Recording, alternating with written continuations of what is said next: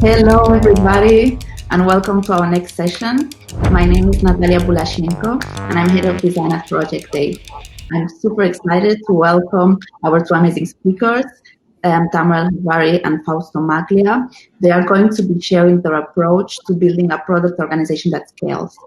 We have Fausto Maglia. He has been part of product teams in startups and large corporations in the travel, telecommunications, and real estate industry. And he's now the Chief Product Officer at Casavo, one of our portfolio companies, and also one of Italy's fastest growing scale-ups ever, where he's dealing with both challenges, disrupting the real estate industry and scaling the company's product organization. Our second speaker is Tamer. He's the Chief Product Officer at Project Day, and he's been supporting our portfolio companies in building successful digital products. He's going to be sharing his decade of experience working with over 50 products for many industries in early growth and later stage. So please, let's all welcome Tamer and Fausto. Hi, everybody. Great to be here. Hello, everyone. It's very nice to be here. I start sharing my screen since Natalia already introduced us. And there we go.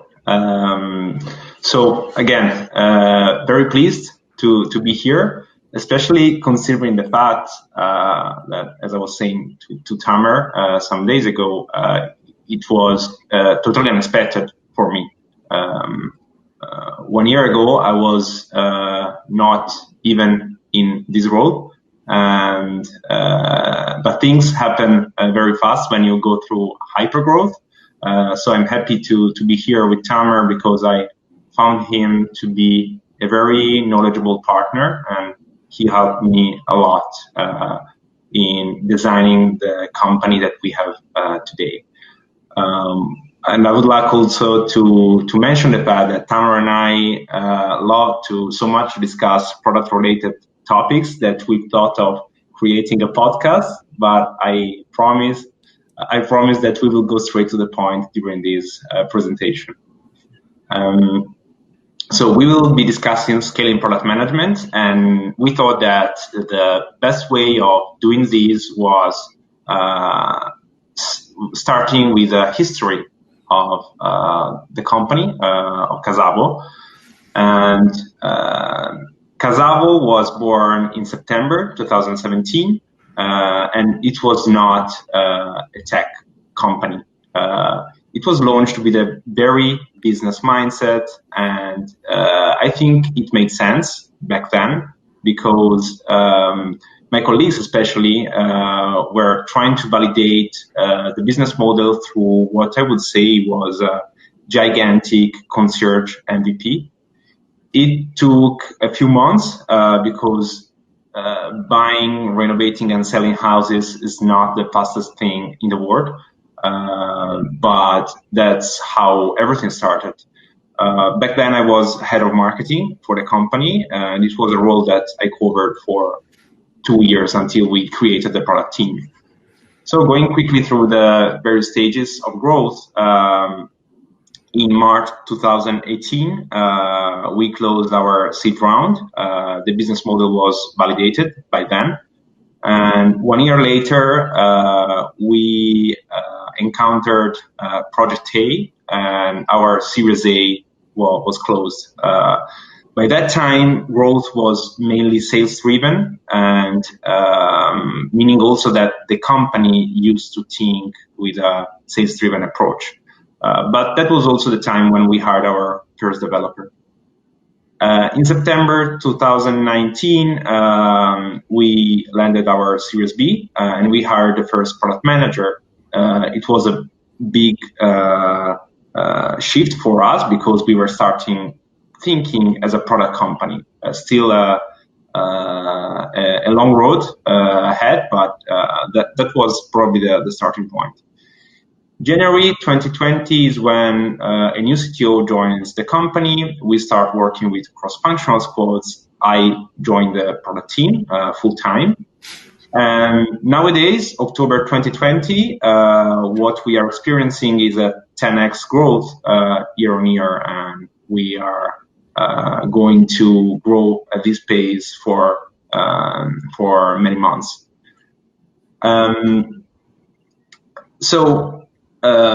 This is the story of our scale up, but I guess that the questions that I shared with Tamer during our sessions are common to other realities. So probably Tamer, you can tell us your experience here. Exactly. So as Fausto mentioned, like we in our portfolio companies see many companies that are in growth phase or even in hyper growth phase, and it's interesting because the set of questions that you hear are more or less everywhere the same, and it sometimes even feel that some people are ashamed to ask some kind of like very basic questions, like how should I set up my organizational structure? How many people actually do I need, right? Or how can I make sure that with 3, 4, 5, 6, 8 teams, I'm still running in the same direction? And I also see that people just like asking me a lot of questions about how can I actually communicate not within the team, but with the stakeholders in a effective way, because they're like overloading me with questions and information and totally blocking my day-to-day business. And last but not least, and I think this is a question that we should all care about, is like, how can we in that phase still build great products? Because it's very easy to just get fed up in your day-to-day business trying to fix just the problems and totally oversee any growth potential here. And I think this is what I found out in the discussion with Fausto was that they found a very good and smart approach to overcome a lot of these kind of challenges. And this is what we just started here to discuss about that one. And I think this is a very integral part for everyone who is in product leadership. And this means is the topic of designing the collaboration within that company. And especially if you have a stable team, this is it's important, but not the most pressuring topic. But the moment you grow quickly, it comes that you need to actively reshape the way you work. This is my own experience, but even I change it on a weekly basis, right? So I try to see what's going on, what works, what doesn't work, and really adjust everything here and then, no matter which kind of path we took there. All right. So to just sum up all this question, we'd like to tell you a little bit more about what is our approach for organization, and give you a couple of tips and maybe some ideas and hints what you can think about, how to make the communication work out, how to steer the teams, and last but not least, how to focus on the product side. All right. So So the general first question that we should ask ourselves, and ideally before we are going into this kind of crazy growth phase, is how many people actually do we want, and how many people do we actually need? And this question is extremely hard to answer, right? Because on the one side, you have the current team, which sounds very small, and you need to figure out what is going to be the target goal? How big can your organization look like in 1, 2, 3 years from now? And there's a couple of approaches that you can take. First of all, you can go bottom up and say, okay, I just need this person, I need this person, I need that person, based on the needs and the requirements in the organization. But another approach that also Casavo took was to go top down and to analyze the competition, not to analyze the product, but to analyze their organization and see how big they are and how they are running the teams. Yeah. Fausto, maybe you can tell us a little bit more like what you actually did there and how you approached that topic. Yeah, definitely. So together with our CTO, we found ourselves in this situation where the company just received the Series B round, and we had to somehow forecast how we wanted to grow in the future. But it was quite hard to assess what the labor cost would be in 1 year, and especially connect these to our goals. It was hard. We were approaching the business model with a strong tech focus for the first time, and we wanted to make sure we could grow as much as needed. So we didn't want to find ourselves in a situation where we actually wanted to grow more than the current size of the tech and product functions, and we couldn't.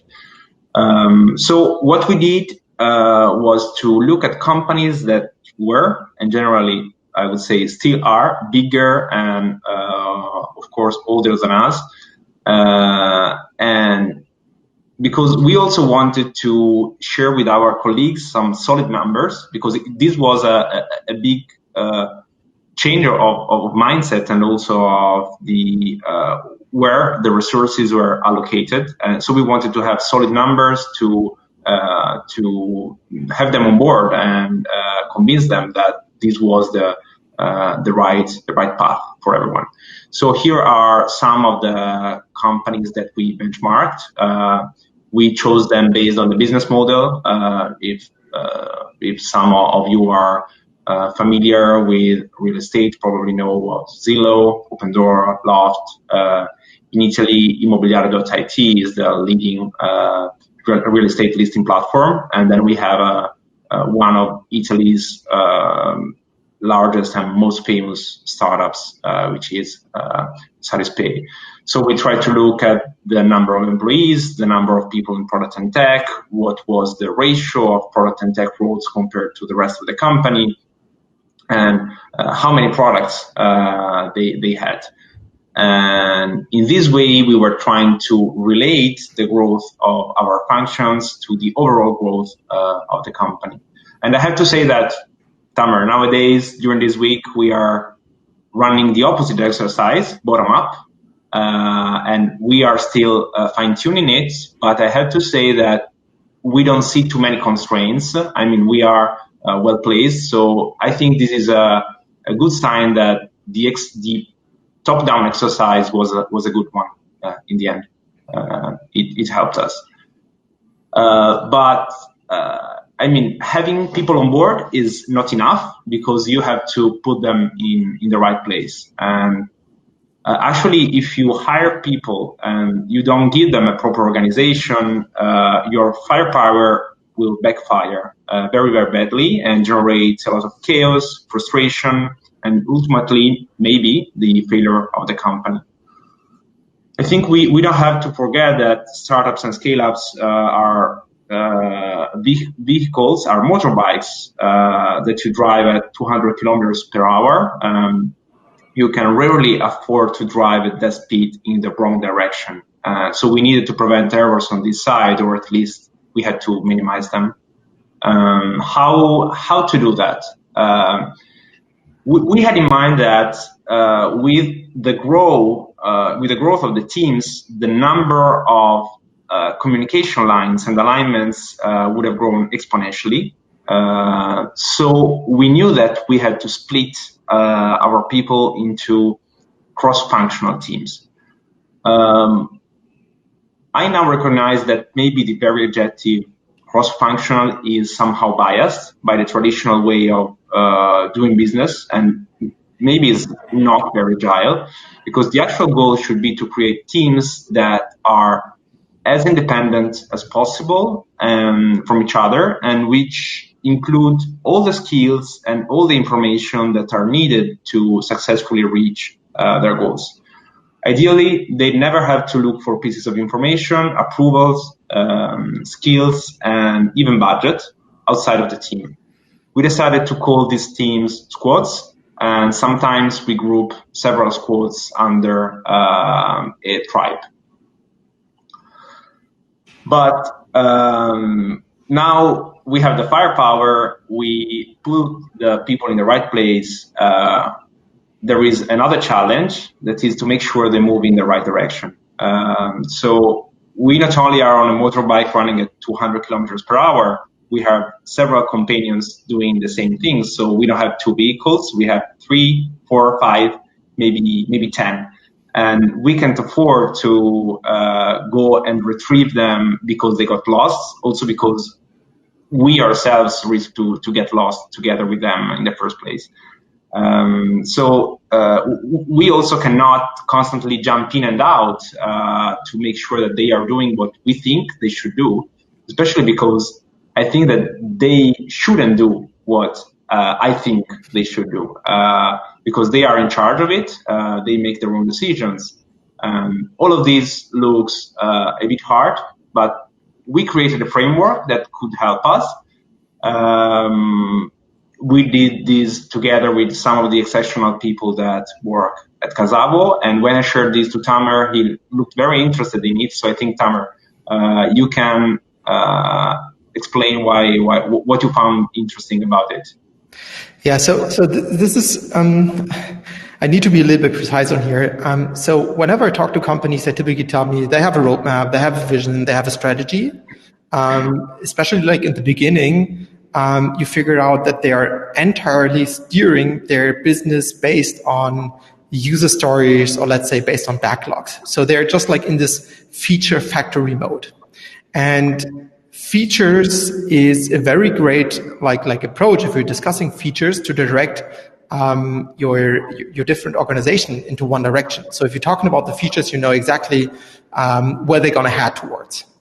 The point is that the moment you start to grow and you have more split up different teams, you're going to end up in the problem that the alignment on a backlog level is going to get too effortful and too much of a micromanagement. And the moment you want to like get the same power again, you need to like step up the ladder and focus a little bit more on higher level kind of direction giving elements, which of course is sometimes for companies extremely hard because you're giving up this like kind of control mechanism. But it helps the people to be empowered, as we just like learned a couple of slides before. And this is extremely important. So ideally, you're going to move from a feature orientation to a more roadmap and OKR orientation. And then if you even go further, this kind of topics of roadmaps and strategy will get more and more important. And what I found interesting with the approach of Casavo is not that they just like had this kind of things. Every company has that, or at least claims to have it, but they put a real emphasis on focusing on these topics before they are having problems within the teams, within the alignments, and started to steer these teams on a more like granular level and more a broader direction. Yeah. All right. So once you have this direction, you need to make sure that you integrate it with the entire team and make sure that you have a very effective communication. So we see it like a very common kind of approach. And I would like to take a minute to discuss this one. Fausto, maybe you can jump to the next one. Yeah. So whenever you start to this kind of communication layer, you're going to first of all end up in this kind of like push mode. So this, the stakeholders will actively communicate with your product team and giving you any requests. So it's very undirected and very push oriented. Over time, if you grow, you figure out, and this is like a very typical reaction from the product teams, is that they're going to include some kind of filter mechanism. And this filter mechanism typically is in a way that instead of saying like, hey, give me your idea or give me the feature that you have in mind or that you need, and we just like make something out of it, you hand over with that filter some of the tasks that you need to do as a product manager, like asking them, what is the business value behind it? How do you want to have it like conceptualized? What do you expect out of these features, and so on and so further? So this will block some of the requests because some requests will just like not appear you because people don't figure out in that process that feature doesn't make sense, for example, or and this is like the thing that is underlying here. You start to train and educate the stakeholders towards how a product organization works.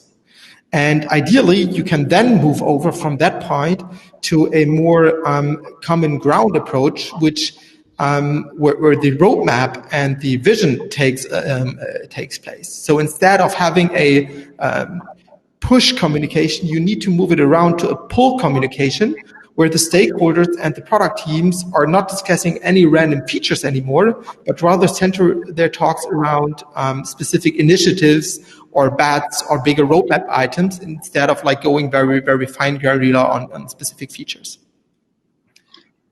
I think our time is up. Yeah. Yes.